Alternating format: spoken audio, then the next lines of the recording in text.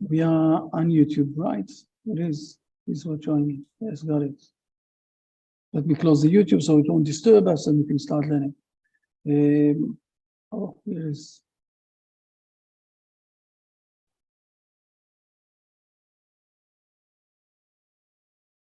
Excellent. Are you getting from me the emails that I'm sending every week? Yes, they're very good, Rabbi. They're good, but don't Yes. hesitate. If you think something is unclear or not good, so, knock me on my head. Don't hesitate if something is not clear enough. What? Actually, they knock me on my head because yeah. sometimes I'm astounded by their relevance. The truth is that I have a very, very relevant issue. It will take me, I just need to record myself. And this Friday, I won't go inside, because we are on the internet, I won't go inside to all of the details, but I didn't have the time to record it, but it's going to shock a lot of people. It's going to do really a big boom. But fair enough, this is what we need to do, no? To open the mind of people, to open their roof ceiling. No, it's to break the roof ceiling, to go up. Excellent. Okay, let's go inside to the Kuzari. I will say a few words and then we'll read again. Mainly what we see in the Kuzari is that he's coming from a new, from a different angle of learning, of understanding. First of all, he is not looking to convince anyone that this God created this world, that the God of Israel created the world. No, we're speaking about something else. We're speaking about a God who is joining us along history, guiding us, helping us, assisting us. He also created the world, but this is secondary for us, okay? For the rest of the world, it's very important to know that he created the world, so he's also running them. But it's God that is controlling the history and driving the history towards in the right path to bring the Messiah since the first day of the world, that he created the world. This is point number one. Point number two that we started to see, it's today, I think I mentioned it last time also, today it is much more, I will say, obvious to think that the world started into one point. This is the Big Bang theory, and especially with the Hubble telescope that they open now, and they can see the beginning of the universe from the Big Bang and everything else, and they're very excited.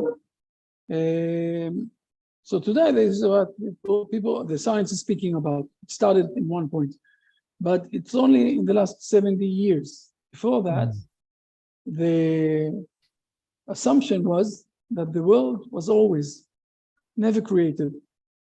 And we see how the Rabbi Yehuda Levi is trying to write in the book options, things that are speaking about the beginning. This is where we are in the middle of this point. He will give us also after that. Another thing I think that we'll manage to find today, 2 points. Let me share the screen and we will start reading and see inside. Where is it? Kuzari 5. Let's go. We came to the stage of number 49.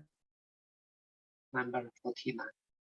If you can read 49, and then I will explain points here inside. Okay. 49. The Rabbi. That is so. Abraham himself lived during the period of separation of languages. He and his relatives retained the language of his grandfather, Eber, which for that reason is called Hebrew. 400 years after him appeared Moses at a time when the world was rich in information concerning the heavens and earth. He approached Pharaoh and the doctors of Egypt, as well as those of the Israelites. Whilst agreeing with him, they questioned him and completely refused to believe that God spoke with man, until he caused them to hear the 10 words. In the same way, the people were on his side, not from ignorance, but on account of the knowledge they possessed. They feared magic and astrological arts and similar snares, things which, like deceit, do not bear close examination, whereas the divine might is like pure gold, ever increasing in brilliancy. How could one imagine that an attempt had been made to show that a language spoken 500 years previously was none but Eber's own language, split up in Babel during the days of Peleg?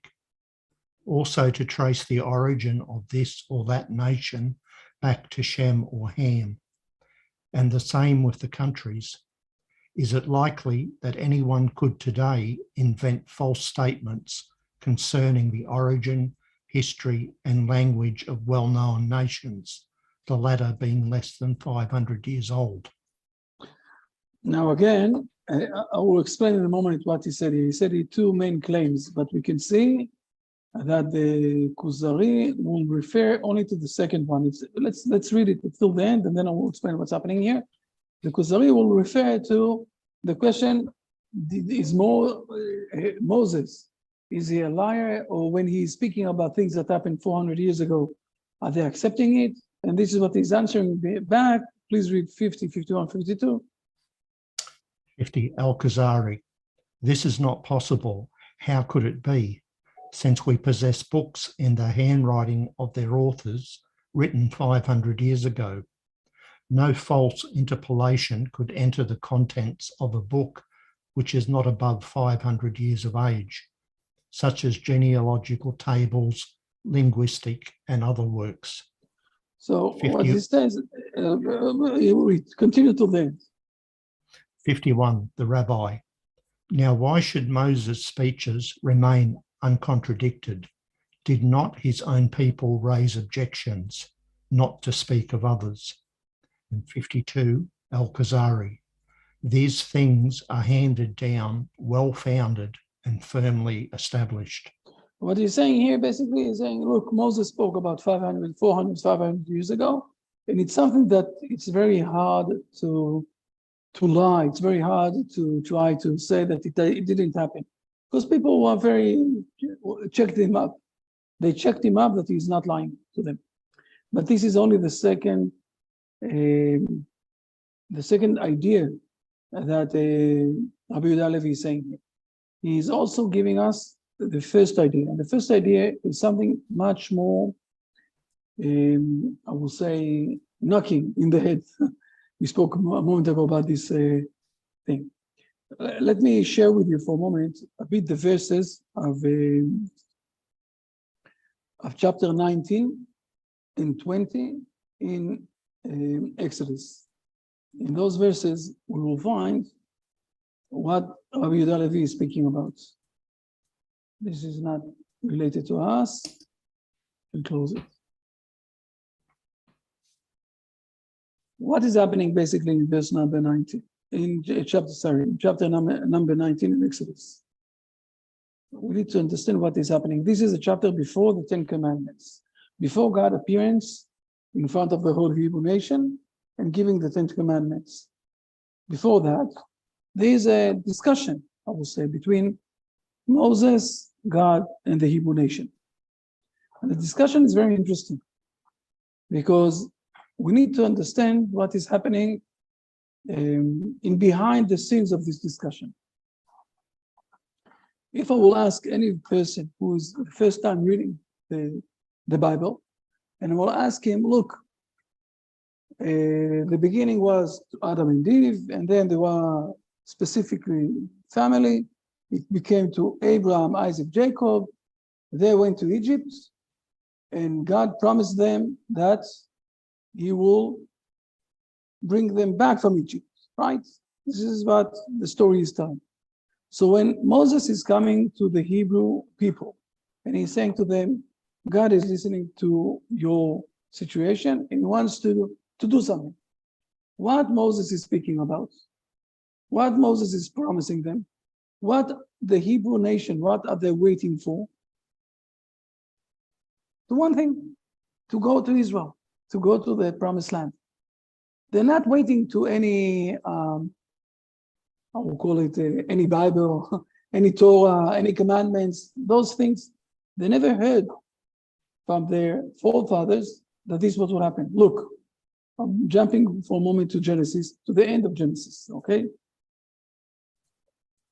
Let's go to the end of Genesis. And we'll see what Joseph is saying.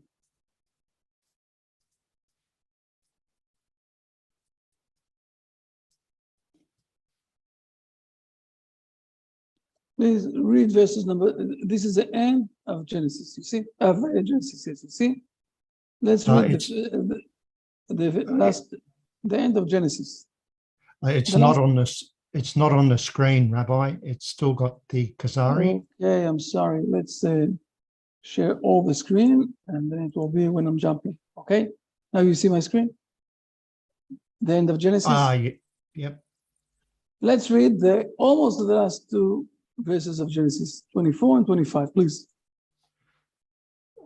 24. Joseph said to his brothers, I am going to die. God will surely remember you and take you up out of this land to the land that he swore to Abraham, to Isaac, and to Jacob. 25.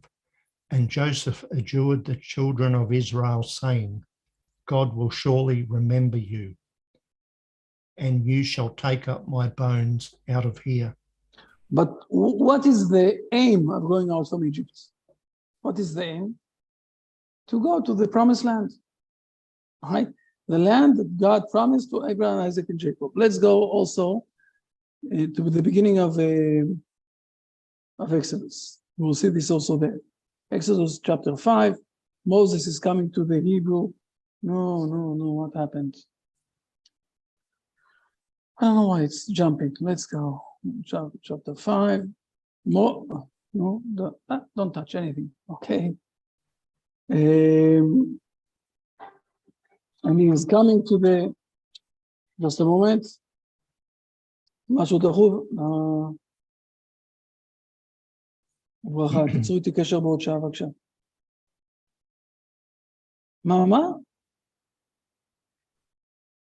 מה זה? תתקשרי אליי בעוד שעה בבקשה, אני באמצע שוב. Sorry. Let's see. No, it's chapter 4, sorry.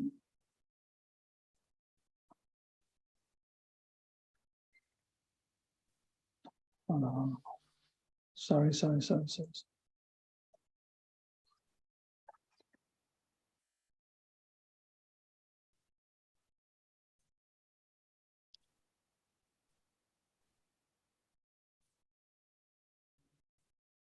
Here it is. Please read verse number 1. Verse 1. And the Lord said to Moses, now you will see what I will do to the Pharaoh, for with a mighty hand he will send them out, and with a mighty hand he will drive them out of his land. Fair enough. And then God is speaking to him again, and he's saying to him, look, I appeared to Abraham, Isaac, and Jacob, and in verse number 4, please, read verse number 4. Number 4, and also I establish my covenant with them to give them the land of Canaan, the land of their sojournings in which they sojourned. And now, in verse number 5, that I heard the moans of the children of Israel, and I remember my covenant, right? And now, please read verse number 8, what I'm going to do. I will bring you to the land concerning which I raise my hand to give to Abraham, to Isaac, and to Jacob, and I will give it to you as a heritage. I am the Lord. So it's a statement that he's saying basically, and this is what the Hebrew nation heard all the years, or were dreaming all the years.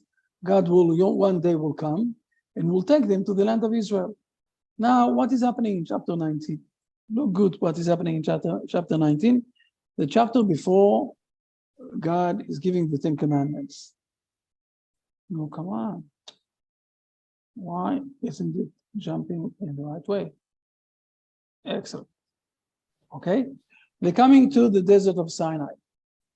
And then, and they rejoined, okay, from Refidim, and they went to Sinai, everything fair enough. And now, suddenly, Moses is coming and saying new words to the Hebrew people. Please read verses 3, 4, and 5, and 6. Let's go step by step. 3. Moses ascended to God, and the Lord called to him from the mountain, saying, so shall you say to the house of Jacob, and tell the sons of Israel. 4. You have seen what I did to the Egyptians, and how I bore you on eagle's wings and brought you to me.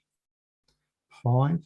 And now, if you obey me and keep my covenant, you shall be to me a treasure out of all peoples, for mine is the entire earth. 6. And you shall be to me a kingdom of princes and a holy nation.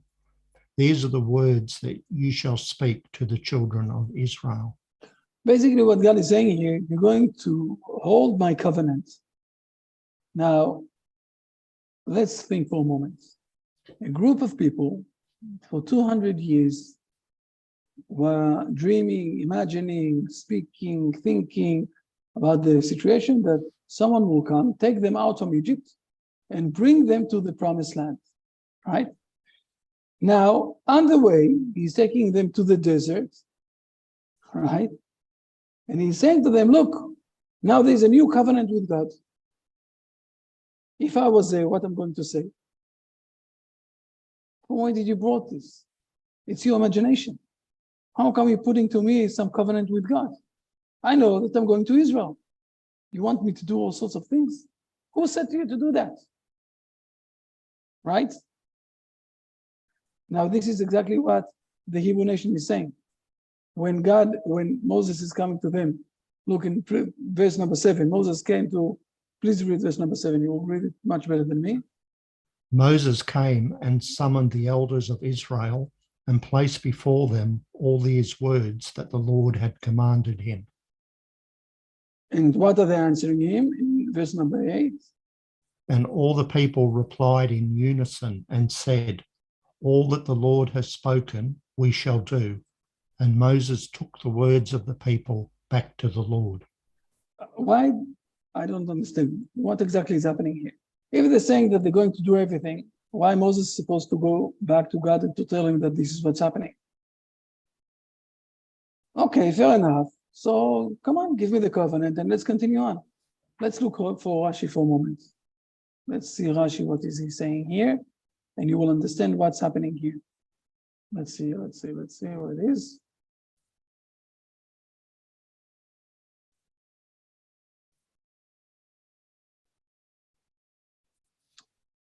No, just a moment. Okay. Read first verse number 9, but now God is answering Moses, and we'll see in Rashi what happened here. Okay, please. Verse 9, and the Lord said to Moses, behold, I am coming to you in the thickness of the cloud, in order that the people hear when I speak to you, and they will also believe in you forever. And Moses relayed the words of the people to the Lord. Okay, now look here. Please read this Rashi and you will understand what happened here. What exactly was the discussion? It's not written down straight and clear, and there is a reason why. But let's read this for a moment, please.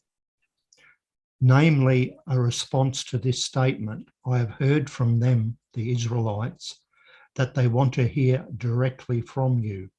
They maintain that there is no comparison between one who hears a message from the mouth of the messenger and one who hears it from the mouth of the king himself. They say, we want to see our king. Basically what they said is from the Mechilta. Basically what they said to Moses, you're inventing an idea that we don't know if it's true or not true, if it's true or false. You said to us suddenly that we're going to be the kingdom of God and there is a new covenant. Who said there is a new covenant? Who said that God speaks with people? Who said those things? We want to see God and we want to acknowledge your stage, your level, to realize that God is speaking with people, to acknowledge that He is going to give us covenant. And after God is going to speak also with us, one of the things that will happen, let's jump for a moment to chapter 20, when God is speaking with the Hebrew people. Now, those are the 10 commandments, okay? Those are the 10 commandments, which everything is fine. Now, what will happen when God is starting? Please read verses 15 and 16. 15. And all the people saw the voices and the torches, the sound of the shofar and the smoking mountain. And the people saw and trembled, so they stood from afar. 16. They said to Moses, you speak with us and we will hear, but let God not speak to us lest we die. Very simple. So they were really frightening. They were so frightening that God said to them, it's okay. God said to Moses, it's okay. Hopefully they will be with this fear against or about God all of their lives. But what is happening here, and this is what the Kuzari described in few words. Let's jump back to the Kuzari. The Kuzari also said all of those things. Look what's happening here. At the beginning, he's saying to us, Abraham himself lived during the period of the separation of languages. Abraham was 48 years old when the separation happened, and he was part of the people who built up this temple. Not temple, it was the Babylon Tower. And his relatives, retained and everything else. And 400 years after he appeared Moses. And everybody knew the information that is happening there. And now we're going to the main point.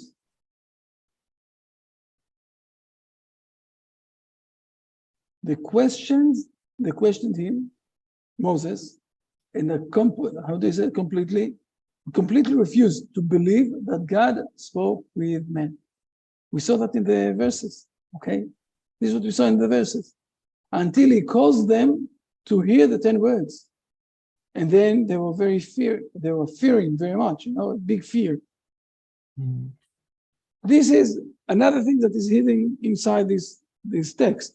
You need to realize they were not stupid people. They were very smart people. And they refused to believe that the one who created all of this universe, from the Big Bang, with all of the stars, with all of the, with the sun, with all of the complex of nature, what we have the cycle of nature that is running here. All of these things, he's speaking with man. You're crapping us. You're inventing things and you want us to believe. And this is what they said to him. We don't believe you. And this is what God is answering them. I will come and I will speak with you and with them. And they will see that I'm speaking with you. And then your prophecy is going to stay and stick forever without moving until the end of the days. Okay? Till then, this is the main thing. Why? Because all of us were part of these 10 commandments, of those 10 words that God spoke with the Hebrew people. He didn't speak only with Moses. We all saw. And now he's explaining another very, very important thing. They feared magic and astrological arts. This was, in Egypt, it was full with those things. And they said, Moses, you're trying to do to us all sorts of magic things. Okay? And they said to him, why are you doing all those things?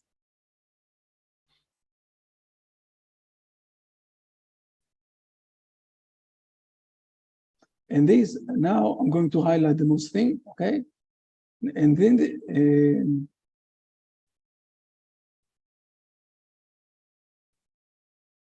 the divine, whereas the divine might is like pure gold. Okay, I will say, why is this like that? While the magic, this one, magic and astrological arts are only, I will say, things that happened in Egypt. The divine The divine, I mean the relation with God, it's a pure gold. It's something that you can't say, I'm not sure. I don't know exactly. I think that people are doing to me all sorts of tricks, magic issues. No, they spoke with God. They were really terrified by speaking with God. They were really afraid by speaking with God. And this is why we all, I will say, believe in this Torah till this day in a strong way, even though along history, we could have had few times the reason why to leave everything and to go to other religions. Because it's something that appeared or happened in front of all of the Hebrew nation, and it's a different level. It's a pure gold if you compare this to all the magic and other astrological issues. So Rabbi Yehuda Halevi here is hinting two things. First of all, that it's very hard to lie and to deny things of the 400 years ago.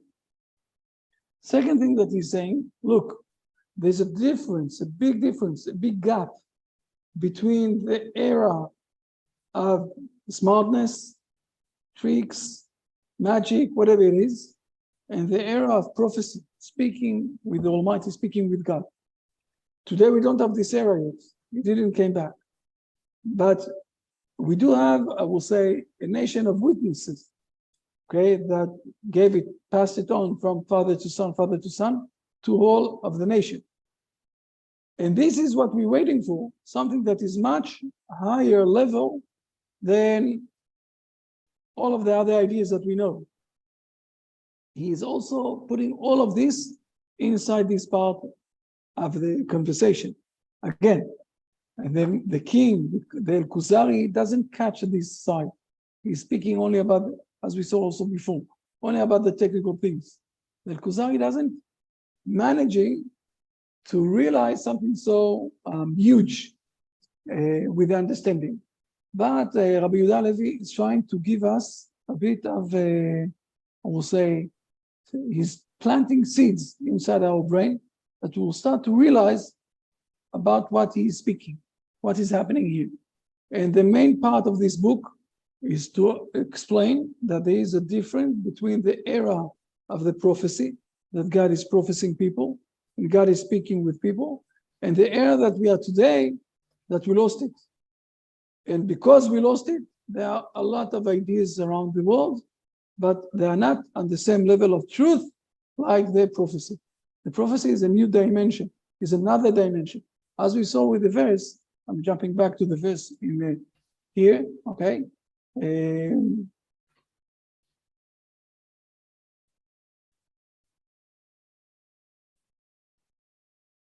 Verse 16, okay, that they said, you speak with us, and we will hear, but let God not speak with us, lest we will die.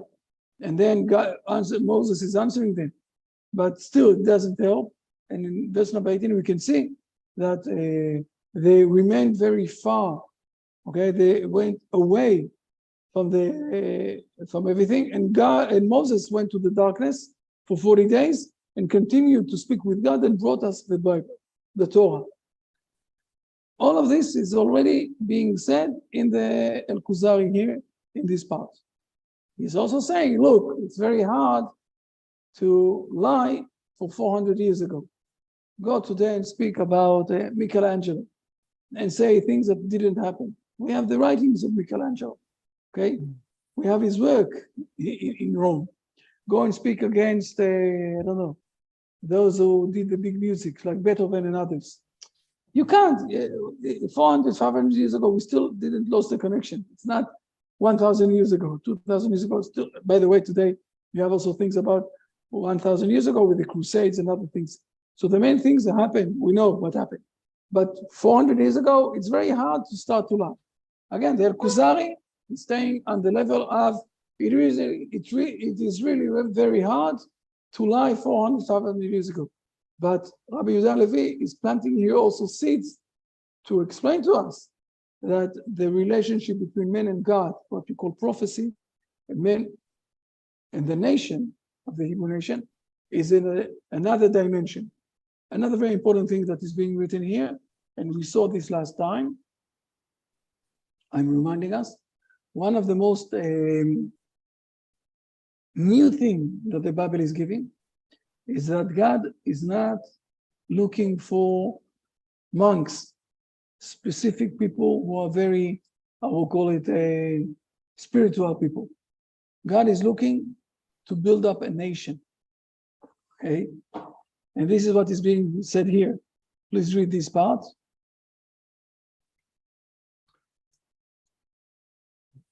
The chronology was established through the medium of those sainted persons who were only single individuals and not a crowd, until Jacob begat the 12 tribes, who were all under this divine influence. Thus, the divine element reached a multitude of persons who carried the records further. This is also one of the most important changes that the Bible is giving. Okay, we're not speaking about, it's very, I will say it like that, to separate the behavior of the relationship with God to be holy from things that is happening in this world. Go to work, speak with people, deal with money, and be in the right way to do those things. It is very easy to separate those two. And then you're saying he is a holy person because he's not doing anything that is related with life. And they are a bit ugly people because they want to survive in life. But what God is doing here, and this is what he's saying in the beginning of verses 19 there, in chapter 19, that he is building up a full big nation. We saw this by Abraham. You will become a big nation. And we saw this with the elders of Israel when Moses is coming to them and saying to them, I want you all to become, this is number 20. I want you to become, there it is, and you shall be to me a kingdom of princes and a holy nation, not a private person. Basically, what the Rabbi Yehuda Levi is doing, he's taking those two chapters and bringing them to the, I will call, in a very other words, he's bringing them to reality. Starting, just we need to listen, because the Kuzari is all the time going back to the technical issues. But Rabbi Yehuda Levi is saying, no, listen, there is much more inside here. The thing that is related from a personal level to a nation level, point number one. Point number two, the elders of Israel were not so idiots. They searched, they asked, they questions, and only when they realized that God, or the relationship with God, the speaking with God, is like a pure gold when we're trying to convert it, or to show this against all the magic and astrological issues. This is where the Hebrew nation started to believe that God is speaking with men, and that God spoke with Moses, and Moses got the full Torah that we can have today. And from there on, it's very hard to move the Hebrew nation from the Torah. People thought that to do a few crusades and to be in the 2,000 years of exile, so the Hebrew nation, what will happen? The Hebrew nation will leave the Torah. It didn't happen. Now we're starting to understand why. Everything is clear. I'm feeling that I'm speaking too much and you have no questions. Maybe you have questions and everything is clear. I don't know.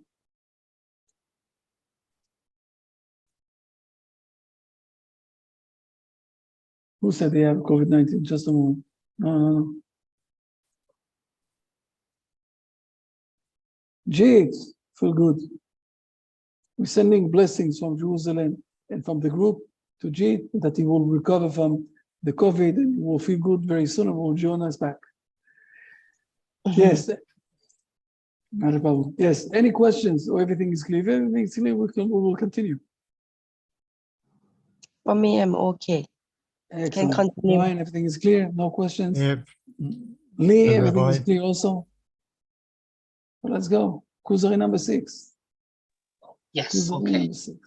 Kuzari Excellent. number 6. Okay. I just want to download Kuzari number 6. Yes. Yes.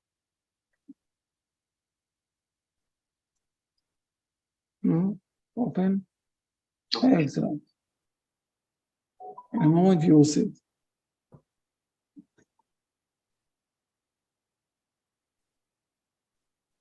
Word.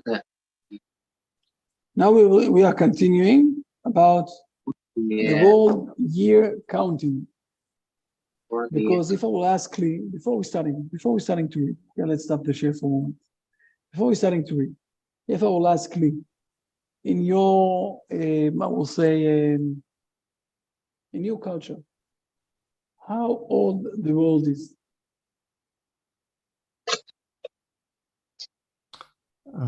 According to the science, they put a date. Their date is disputed, but they range from 2 billion years to I think about 3.7. Yes. But that's not my thought, but that's what science tends to, they debate amongst themselves. But the science, when they're speaking about this, or when they're giving this number, this is also the what is it? Lee, you need to tell us what is happening in your. Maybe you know, Brian. Maybe you said it. I don't know. I'm not sure. I'm asking about the Chinese idea. How long the world is. I think This is what maybe you answered me, Brian. You Yeah, answered me the Chinese I way. think we have 5,000 years, more than 5,000 years. More than 5 billion years. Yes. Brian, what you said, 2 to 3 billion years. You spoke about the science, or you spoke about the Christian, not the Christian, the Chinese world. In Chinese. Yes, Rabbi, I was speaking about the scientific, what they say. Yeah, scientific is speaking about two. By the way, again, scientific that I'm speaking about the beginning of the world. It's already new. It didn't happen before that. Okay, it's only the last 70 years. And the Chinese speaking about 4 to 5 billion years. And this is what is going to be the discussion now, because the Kuzari is, you don't see my screen, right? Let me share the screen. I'll do it this one. Fair enough. The Kuzari, the king, is going to discuss this issue. Again, I want to remind, we are still in a situation, or in a place, or in a timing of the discussion that Rabbi Yehuda Levi is trying to implement in the mind of the king that there is a beginning of the world. Okay, so please read. World Year Counting 44, Kuzari. It is strange that you should possess authentic chronology of the creation of the world. No, 45. Yes, till 46, until the end of 46. 45, the Rabbi. Surely we reckon according to it, and there is no difference between the Jews of Kuzar and Ethiopia in this respect. 46, Kuzari. What date do you consider it at present?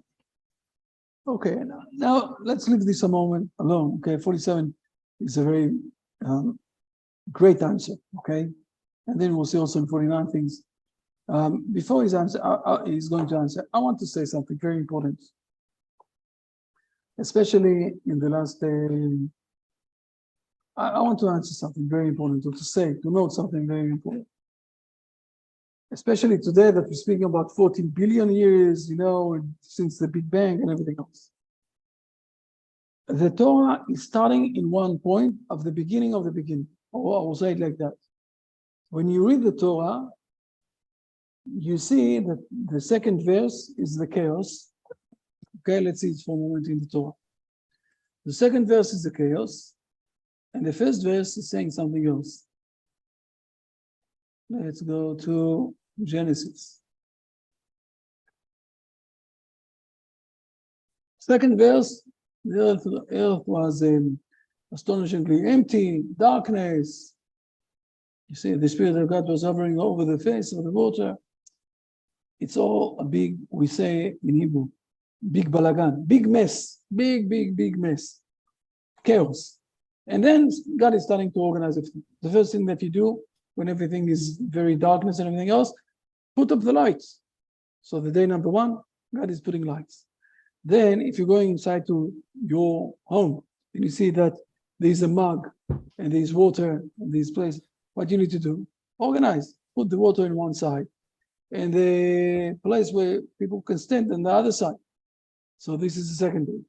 And then God is creating the plants and everything else. You're bringing up inside something that it will be nice. You're organizing everything. This is what God did. But the first verse, this is speaking about the creation of the world. The first verse, okay? This is where the science don't know how to come to this verse. They don't believe in this part. How long it happened? It's not written, right? How long was a day? We also don't know. Why we don't know how long was a day? Just a moment, Brian. Why we don't know how long was the day that is written down in the Bible? There were no men there. And men, with the understanding of timing, came only on what day? On the sixth day, right? So in the first days, how long was the period of the day? I don't know. I really don't. Nobody knows. Maybe it was 14 billion years. Who knows? What I'm trying to say is that the Bible is not giving answers about science. And the science is not giving answers about morality and the words of God and the relationship with God. The Bible is giving the answer of morality and relationship with God to understand the will of God when He's speaking with us. And the science is giving answers for all sorts of things that are related to the science questions. The Bible here is speaking about the principles. If you go with the science only, you're studying only in verse number 2, where, for example, what's his name? I need to remember his name just a moment. Stephen Hawking, okay, will tell us that everything started with the Big Bang, with the gravity force. Fair enough. But he is not able, with his mind, to go one verse up there and to speak that this God who decided to do this thing. In his world of this giant, I will say, giant philosopher and also scientific person. He was really a giant. I'm not saying no. He was a giant. I won't go inside how much it's close, his ideas, to things that we're learning in the Kabbalah in the last 3,000 years. Okay, I won't go inside to that.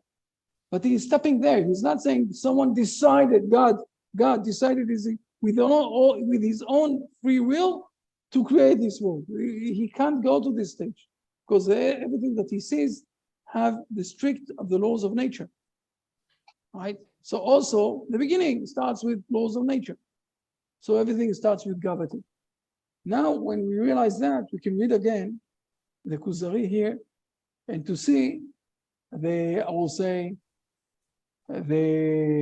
surprise of the Kuzari. Do we really have chronological time from the beginning of the years? And the answer is, yes, we do, and no one have any doubts about this thing. Don't speak about today that we have the internet. Let's speak about 800 years ago, where people from Ethiopia, people from India, and people from England, and people from Africa, and people from whatever it is, didn't really have connection with each other, and still all of them thought and spoke about the same timing. So what is the chronological side of timing is starting? When it is starting, it starts from the time where God created inside to men this spiritual side of what we call neshama. We read this in chapter 2, in chapter 1 also. Okay, let's see. I'll show this in chapter 1 for a moment. At the end of chapter 1, it says that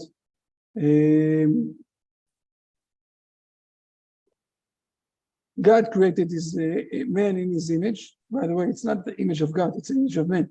Never mind now. God created man. Okay? And he will say in chapter 2, we will see that, please read verse number 7. 7. And the Lord God formed man out of dust from the ground, and he breathed into his nostrils the soul of life, and man became a living soul. What we see is very simple, okay? God created something new. And from this point, from this specific point, we're starting to count the years. Till then, we didn't count the years. One of the things that it will say, for example, if we're jumping for a moment to chapter 5, let's go. Just for a moment, we'll jump to chapter 5. We will say, no, come on. We will say numbers. Adam lived 100 years and 30 years, and he brought his likeness, Seth. And then Adam, after that, another 800 years, and he had kids and daughters. And this is how much he lived. 900 years and 30 years, fair enough. And then we have Seth. Till then, we don't have the exact timing. We have no tools to understand the exact timing. No man was there then. And this is the beginning, the opening of the year counting. Then we will continue on. It's going deeper and deeper, okay? More profound and more profound. And how I presented it here, it's giving us a bit of calmness that we're not in a fight. It's not the fight between the science and the Bible. Those are two different purposes in their stories and what they're seeking to look for. The science is looking to realize or to understand how exactly the laws of nature are working and to understand the beginning of the laws of nature and everything else that is related with how the world is functioning technically. The Bible is explaining how we have connection with God, not in the individual level, but in a nation level, and what exactly is God's will for our behavior. Those are two different things. And just like in the 19th century, the theological world were very proud for themselves for moving out from the scientific world were very proud of themselves moving out or getting disconnected from the theological world. And this is where all the, how do you call it, people who don't believe, there's a name for that, those who don't believe in God. All the secular world started, On the same level, the theological world got separated from the scientific world, and we will manage to come, how did he say it? To the pure gold of connection with God, without any limitation of the science. It's going together, okay? So we opened this issue of the world here coming, and I'm urging you to learn, to look, to read, okay, all of those things. It's until the end of And then we'll finish in 52. It's 3 steps that we're going to learn very important things. And we're starting in starting in 44 to 52. Read it, see it, and everything else, and then we will explain all of this next week and onwards. Okay, I think that we've learned a few very important things. If you have questions or something.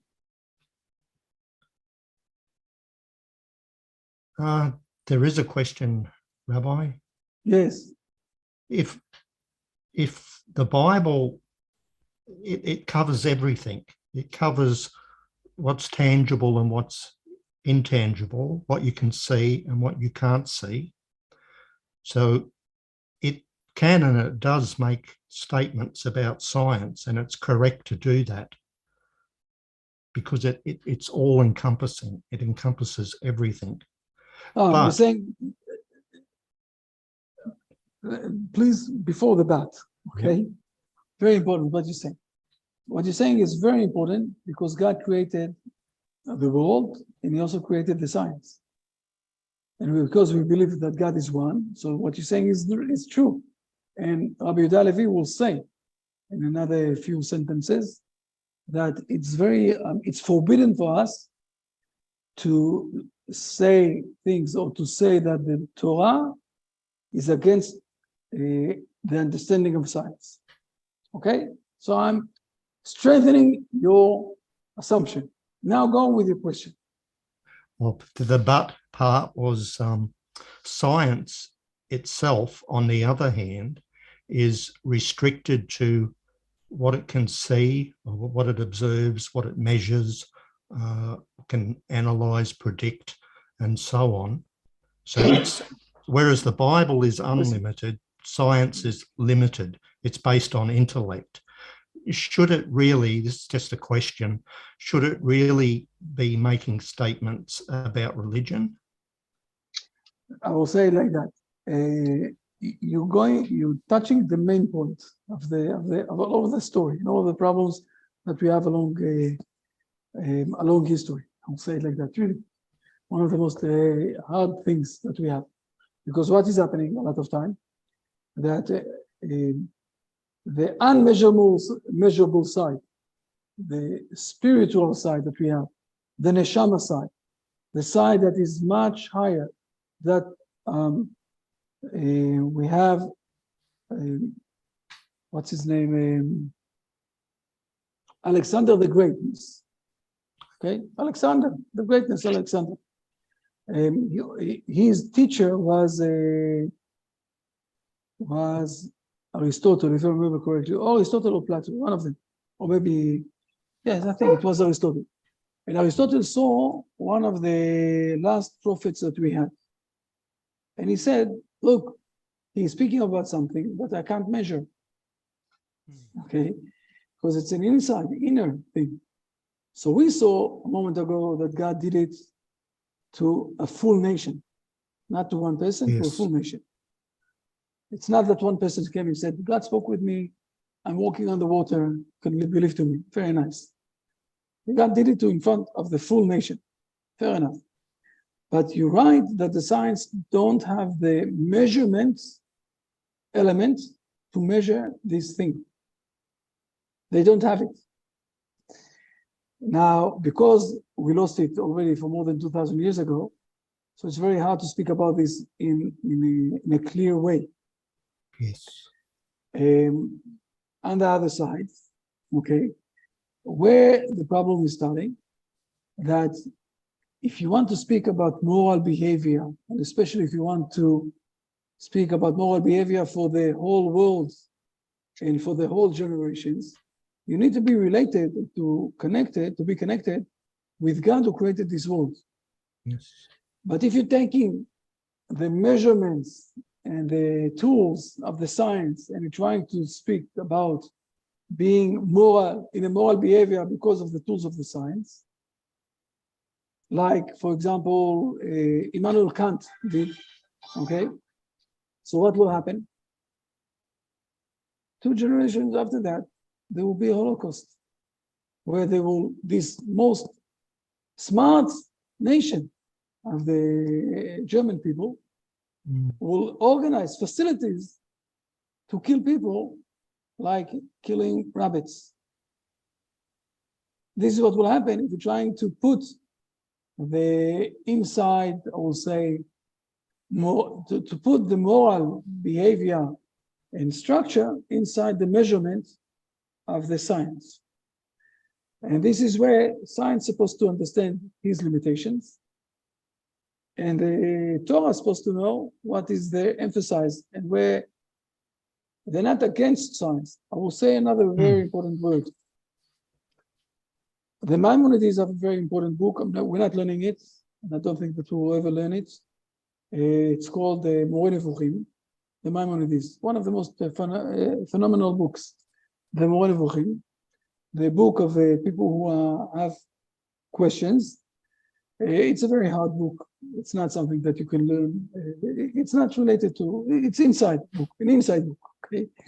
One of the things that he's saying, look, I am bounding all the verses with explanation that God created this world. But if one day the science will come and say to us that God didn't create this world, and it will be proof that God didn't create this world, so we need to know that it's not going to break our belief, and we need to organize and to explain all the verses on this way. But don't worry, it won't happen. This is what he says. But the principle is staying, okay? We're explaining a lot of things today that are going with the science of today. It's not the same science that was 400 years ago, and it's not the same science that happened or was 1200 years ago. But the Bible is not trying to explain the science, okay? But it's not contradicting the science. This also we need to know. Because God is one, and He created the world, and He created human beings.